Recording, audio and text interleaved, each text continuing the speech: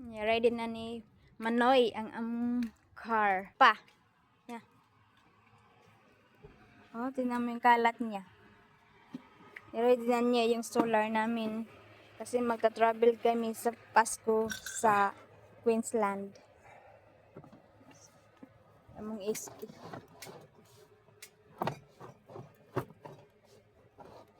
So, na-install niya yung solar namin. Para may fridge kami pag nag-travel. Yan ang kitchen. Will you open my bench? My table?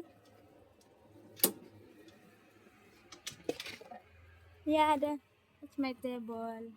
Ang taas ng aking lutuan. Ay, sa taas oh. So pag nagluto ako, nagpatong ako sa ladder, hagdanan. Can you close it? Sisira na. O diba, ang galing na aking kitchen.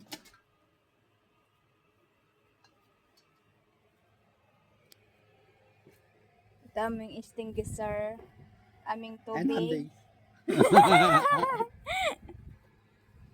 Okay. Ito aking lutuan. O diba? Yung aking lutuan. Butane. Yan ang gamit. Pag nagtrabaho kami, yan akong niluluto. Akong ginagamit. Nagluluto ako sa sakyanan. Among kape. Yan, kape na mo. Pag natrabaho, may din akong palatag kape. Himo ora ko na resulod sa sakyanan. Ang mga gamit. Mga damit namin. Ito yung fridge namin. Ref namin ang liit-liit.